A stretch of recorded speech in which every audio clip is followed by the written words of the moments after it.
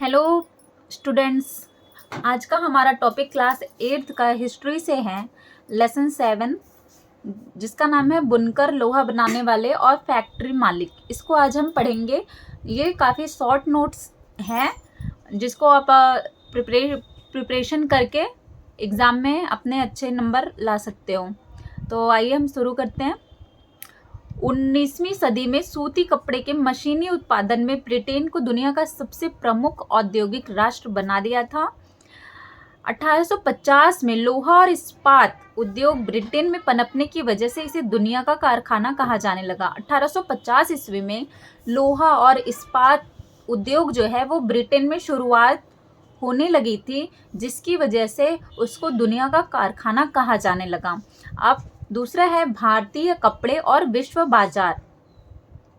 तो ये कहाँ पे कैसे था? बंगाल पर अंग्रेजों की विजय से पहले 1750 ईस्वी के आसपास भारत पूरी दुनिया में कपड़ा उत्पादन के क्षेत्र में सबसे आगे था।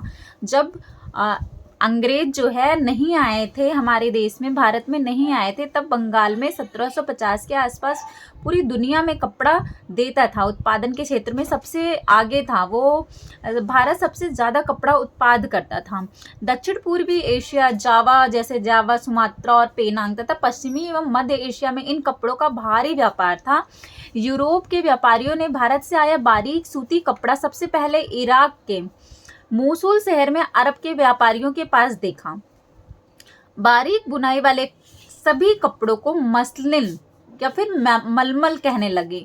मसालों की तलाश में जब पुर्तगाली केरट के तट कालीकट पर पहुंचे तो वे वहां मसालों के साथ सूती कपड़े भी ले गए, जिसे कैलिको, कालीकट से, क्योंकि वो कालीकट शब्द से निकला हुआ था तो इसलिए उसको कैलिको कहने लगे। वही इसमें सूती और रेशमी कपड़ों की किस्में हैं जिन्हें यूरोपीय व्यापारी पीस गुड्स कहते थे, जो आमतौर पर 20 गज लंबा और 1 गज चौड़ा थान होता था। थोक में जिन कपड़े, छापेदार सूती कपड़े भी का ऑर्डर दिया गया, उन्हें ये व्यापारी सिड्स, कोसा या खस्सा और बंडाना कहते थे। सिड्स यह हिंदी के छींट शब्द से निकला है। जो प्रिंटेड होते हैं ना कपड़े, छींट जिसको बोलते हैं हम, छींटदार, तो वो हिंदी के छींट शब्द से निकला है, उसको बोलते हैं सिड्स। जो विदेशी होते थे वो सिड्स बोलते थे। बंडाना यह हिंदी के बांधना शब्द से निकला है। जैसे हम बांधना साड़ी नहीं बोलते हैं, बांधनी, राजस्थानी साड़ियों उसको, या उसमें प्रिंट जो होता है उसको हम बांधनी बोलते हैं, तो वहां से निकला है बांधना। नोट, जामेदानी बुनाई 20वीं सदी के शुरुआत में शुरू हुआ था। सूती और सोने के धागों के इस्तेमाल से बंगाल में स्थित ढाका और संयुक्त प्रांत, वर्तमान उत्तर प्रदेश के लखनऊ, जामदानी बुनाई के सबसे महत्वपूर्ण केंद्र थे। बारीक कपड़े पर छपाई, छींट 19वीं सदी के मध्य मसूलीपट्टनम, जो कि आंध्र प्रदेश में है, शुरुआत हुआ था। बंडाना शैली कहाँ का है? बांधनी, जैसे मैंने अभी बताया, राजस्थान और गुजरात में है। 20वीं सदी के प्रारंभ में शुरू हुआ था ये बंडाना शैली। मतलब वही बांधनी जो चुनरी टाइप में होती है साड़ियाँ, लोग उसे बोलते हैं, वो कपड़े, उस छीट को बोलते हैं बांधना। यूरोपीय बाजारों में भारतीय कपड़ा, यूरोपीय बाजारों में भारतीय कपड़ों का क्या महत्व था? 18वीं सदी में इंग्लैंड के ऊन व रेशम निर्माताओं ने भारतीय कपड़ों की आयात का विरोध करने लगे कि हमारे यहाँ भारतीय कपड़े क्यों आ रहे हैं, उसका विरोध करने लगे 18वीं सदी में।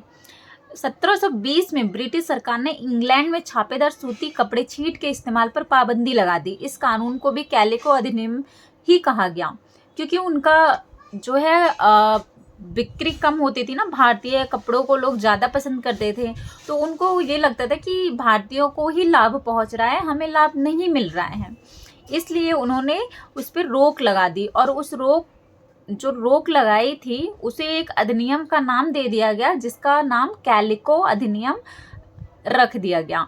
1764 में जॉन के ने स्पिनिंग जेनी का आविष्कार किया, जिससे परंपरागत तकलियों की उत्पादकता काफ़ी बढ़ गई।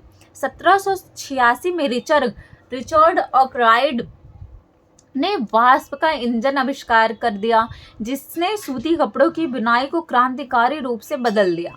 डच, फ्रेंच, ब्रिटिश और अन्य यूरोपीय कंपनियां भारत से चांदी के बदले सूती रेशमी कपड़े खरीदती थी। अब बुनकर क्या होते हैं? ये आमतौर पर बुनाई का काम करने वाले समुदायों के ही कारीगर होते थे, जो पीढ़ी दर पीढ़ी हुनर को आगे बढ़ाते थे। बंगाल के तांती, उत्तर भारत के जुलाहे, मोमिन दक्षिण भारत के साले व कैकुल्लोर तथा देवांग समुदाय बुनकरी के लिए बहुत प्रसिद्ध थे। सूत काटने का महिलाएं तथा कपड़े बनाने का काम पुरुष करते थे। छपाईदार कपड़ा बनाने के लिए बुनकरों को चिप्पीगर नामक माहिर कारीगरों की जरूरत पड़ती थी, जो ठप्पे से छपाई करते थे। भारतीय कपड़ों का पतन कैसे हुआ? अब भारतीय कपड़े को ब्रिटिश उद्योगों से बने कपड़े से प्रतिस्पर्धा, उनके साथ कंपटीशन, जो भारत में बने कपड़े होते थे और जो ब्रिटिश में बने कपड़े होते थे, उनके बीच में काफ़ी कंपटीशन होने लगा, प्रतिस्पर्धा होने लगा, जिसकी वजह से ब्रिटिश जो है वो अपने कपड़ों को बहुत ज़्यादा प्रमोट करने लगे। इसकी वजह से ये भी एक कारण बना भारतीय कपड़ों के पतन होने का। भारतीय कपड़े पर इंग्लैंड से भारी सीमा शुल्क थोप दिया गया। अब उन पे कर, टैक्स जो बोलते हैं, हम उस पर टैक्स लगा दिया। जो भारतीय कपड़े बाहर जाने लगे उन पे बहुत ज़्यादा टैक्स लगाने लगे वो लोग। इस वजह से भी ये भी एक कारण बना। 1880 के दशक तक भारत के लोग जितना सूती कपड़ा पहनते थे, उसमें से 2/3 ब्रिटेन का बना होता था, और वे लोग ना अपना कपड़ा, ब्रिटेन के लोग अपना कपड़ा वो हमें देने लगे, ना कि हमसे लेने लगे, वो हमें कपड़ा देने लगे, और वो काफ़ी चीप रेट में होता था, इसलिए लोग उसको पहनने भी लगे, ज़्यादातर यूज़ करने लगे।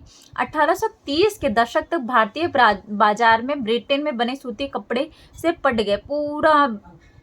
भारत में जो है सारा पूरे बाजार में सूती कपड़े ही दिखाई देते थे। भारत के बने हुए कपड़े बहुत ज़्यादा कम, और ब्रिटेन से आए हुए सूती कपड़े बहुत ज़्यादा दिखने लगे। ब्रिटिश उद्योगों से बने कपड़े की कीमत का काफ़ी कम होना, जैसे कि मैंने बताया ना कि वो काफ़ी कॉस्टली कम होते थे, इस वजह से वो उनको ही ज़्यादा महत्व दिया जाने लगा। 19वीं सदी के आखिर में पश्चिमी भारत में सोलापुर और दक्षिण भारत में मदुरै बुनकरी के नए केंद्र के रूप में उभरे। राष्ट्रीय आंदोलन के दौरान महात्मा गांधी ने आयातित कपड़े का बहिष्कार व हाथ से कते सूत तथा हाथ से बने कपड़े पहनने का आह्वान किया। हमने देखा है ना कि गांधी जी चरखा चलाने को और सूत काटने को प्रोत्साहन देते थे, वो यहीं से आया है। वो जो विदेशी कपड़े आते थे उसका बहिष्कार किया, और अपने हाथ से बने हुए कपड़े, जो कि चरखे से सूत काट के बनाया जाता था, उसके लिए बहुत ज़्यादा जोर दिया, प्रयास किया। इस प्रकार कड़ी राष्ट्रवाद का प्रतीक बनती चली गई। चरखा भारत की पहचान बन गया, और 1931 में उसे भारतीय राष्ट्रीय कांग्रेस के तिरंगे झंडे के बीच वाली पट्टी में जगह दे दी गई। अब सूती कपड़ा मिलों का उदय कैसे हुआ?